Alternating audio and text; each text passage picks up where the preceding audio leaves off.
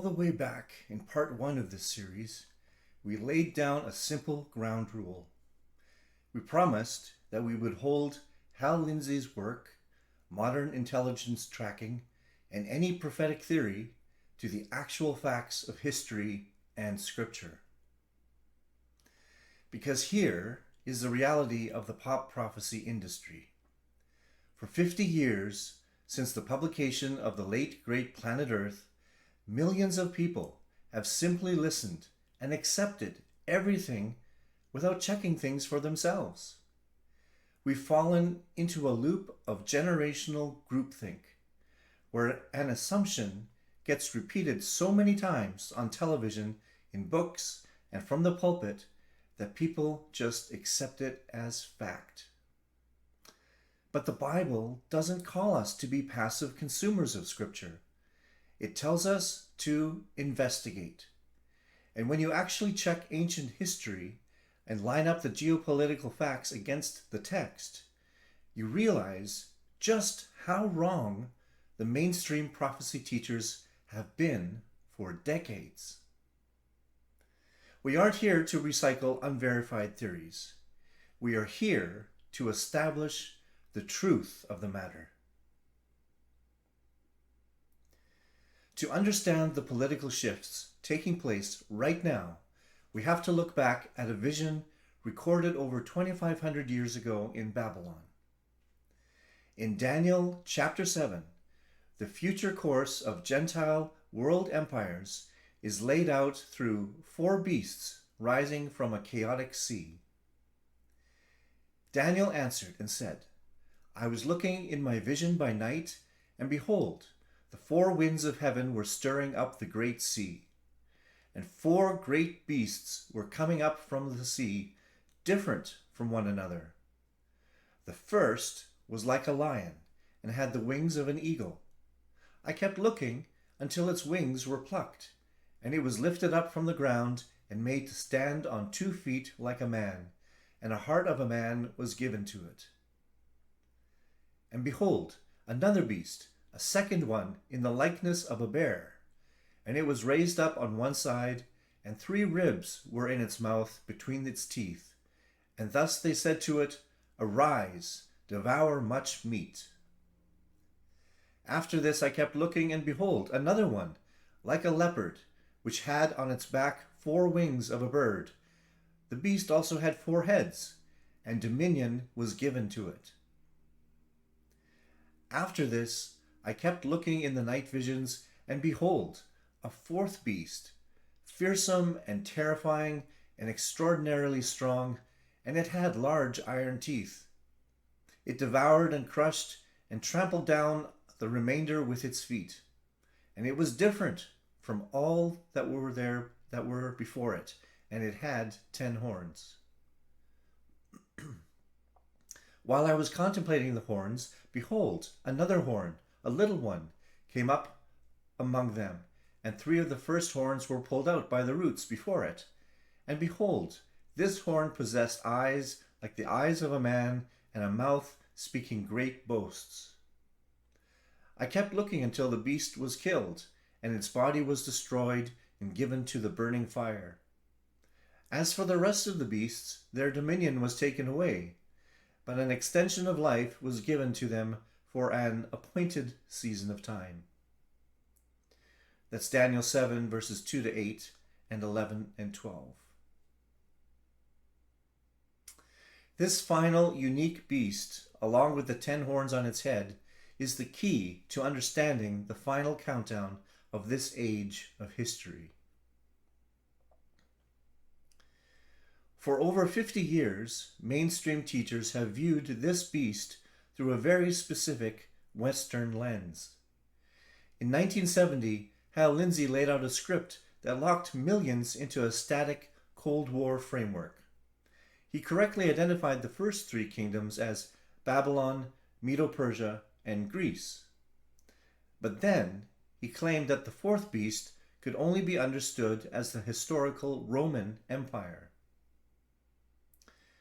Because this 4th beast has 10 horns, Lindsey argued that Rome had to resurrect in our modern era as a static 10-nation Western European Economic Federation.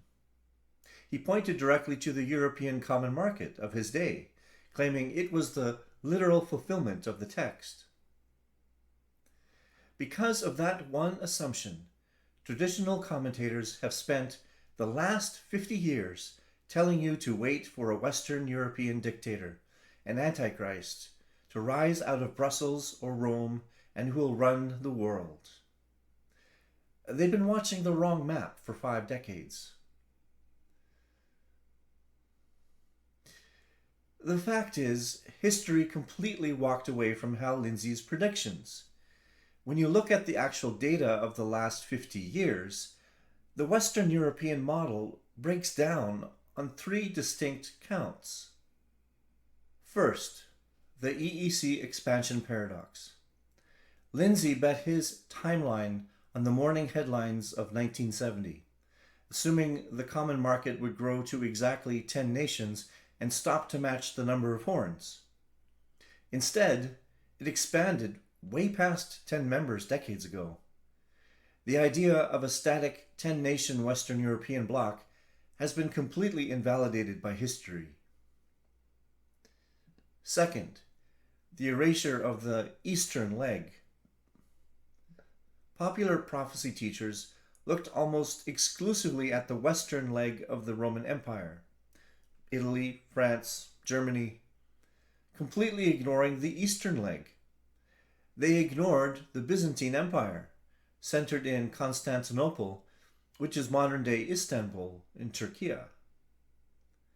Prophecy is tied to actual territorial footprints, not trade treaties.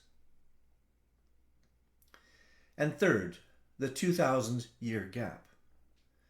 Forcing Rome to be the fourth beast requires putting a massive artificial 2,000-year gap into what Daniel presents as a continuous timeline of successive kingdoms, ruling directly over the geographic region surrounding the Jewish people. The Western Roman Empire faded out during the 5th century. To bridge that to our modern day requires a 2-millennium vacuum where nothing prophetically significant happened. That doesn't match the text.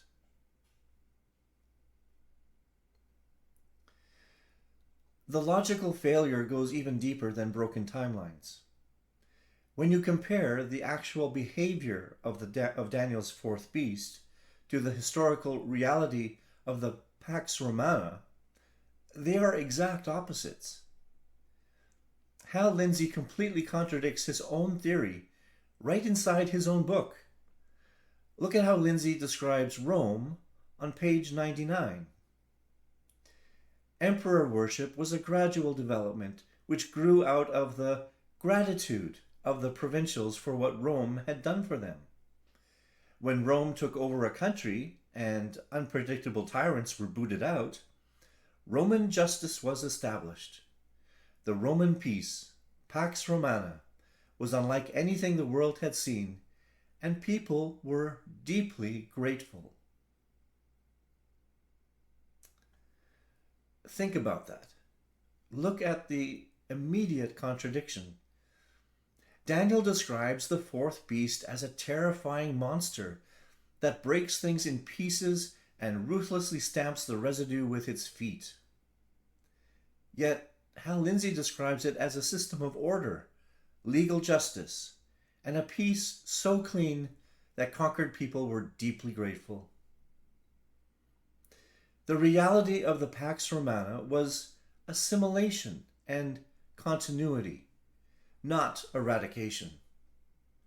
Rome didn't stamp out the cultures of the lands it took over. It adopted them. Culturally, Rome was a direct offshoot of the Greek Empire, preserving Greek as the lingua franca of the Roman world, and heavily adapting its religion, philosophy, and architecture from Hellenistic models. Conquered provinces were allowed to keep their local customs and religions as long as they paid their taxes. The Pax Romana does not sound like the fourth beast at all. because Rome is not the fourth beast.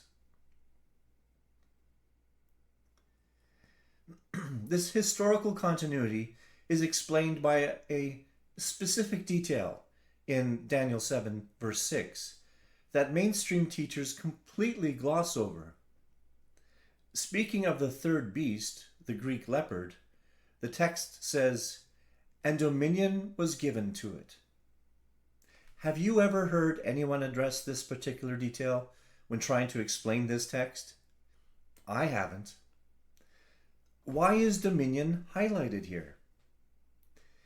It is because Greece was granted a unique cultural and administrative permanence that outlived its physical borders and its time as an empire. When Alexander the Great died, his empire descended into decades of civil war until it finally fractured into 4 independent Hellenistic kingdoms. Hellenism became the universal culture that tied all the splintered kingdoms together. Whoever wanted to rule that region couldn't destroy it. They had to operate inside it.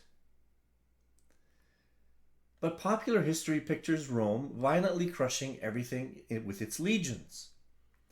But historically, Rome took over the Greek world through legal transfers, wills, marriages, and political absorption, seamlessly inheriting the dominion that had been given to Greece.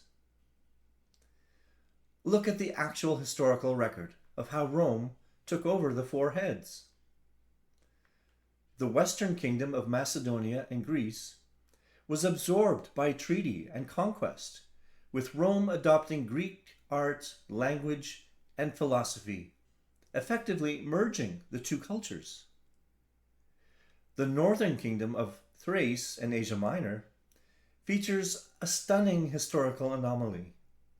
King Attalus III died in 133 BC without an heir, and in his literal last will and testament he bequeathed his entire kingdom directly to the Roman Republic. Rome walked in and legally inherited the heart of Asia Minor without fighting a single battle. The southern kingdom of Egypt was transferred through the political intrigue and marriages of Cleopatra to Julius Caesar and Mark Antony, keeping the existing Greek bureaucratic infrastructure intact. And lastly, the eastern kingdom of Syria was simply annexed by Pompey to restore order. And notably, Rome's eastward march stopped dead at the Euphrates. Rome never permanently conquered or consolidated the ancient borders of the Babylonian Empire or the Mesopotamian core. So Rome legally inherited, married, and protected the Greek dominion. It did not trample it.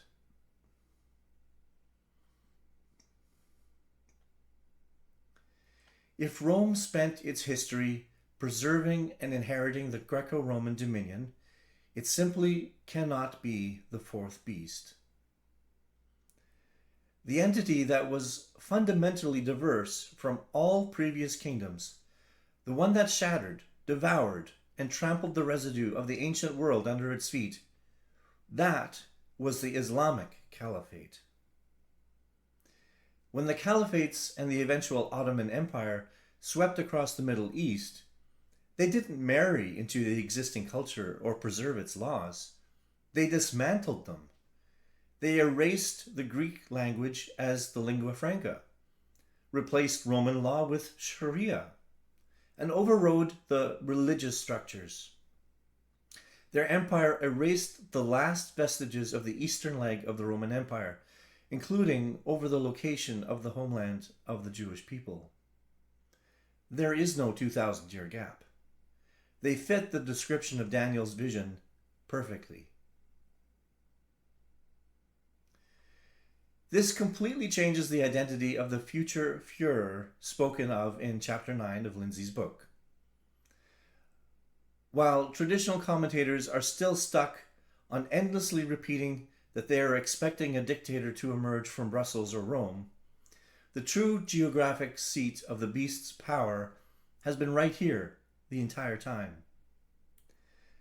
The Antichrist doesn't rise to lead a revived Western Europe. He rises to heal the head wound of a completely different empire. Because the little horn grows out of the head of the fourth beast, he doesn't rise out of Europe. He rises from the exact Middle Eastern geography of the dead Ottoman Empire. He is the ruler who restores the dead Ottoman leg, consolidates the equidistant circle around Israel, and drives this regional force toward its final designated climax on the mountains surrounding Jerusalem. In part 6, we are going to look directly at chapter 10 and expose how this resurrected empire constructs its final religious and economic triumph. Stay tuned.